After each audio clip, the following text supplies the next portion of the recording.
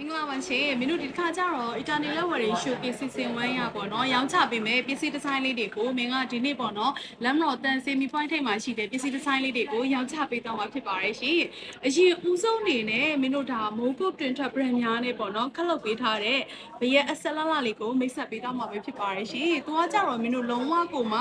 ဖြာကျနေတဲ့ဒီဇိုင်းလေးပေါ့နော်ကြောက်ဆိုလို့ရှိရင်လည်းမိုးကုတ်တွင်ထွက် brand များကိုမှ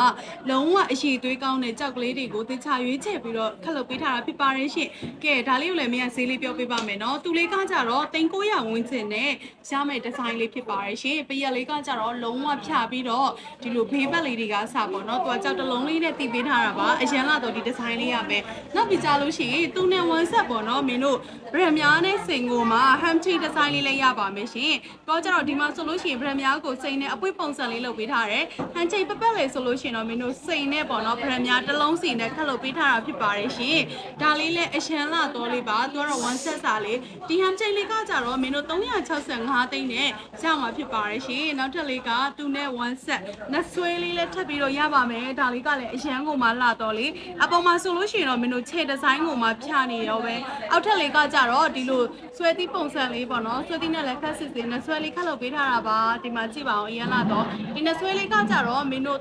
369သိန်းကျတဲ့မှာဖြစ်ပါတယ်ရှင်ဒါလေးကတော့365သိန်းလေးပါကဲနောက်ထပ်လေးကသူနဲ့ one set ဝယ်လို့ရမယ်မင်းတို့လက်စွပ်လေးလည်းရပါအောင်မယ်နော်လက်စွပ်လေးလည်းရပါအောင်မယ်လက်စွပ်လေးကကြတော့ brand များတစ်ပွင့်လေးနဲ့ခက်လုပ်ပေးထားတာဒါလေးကကြတော့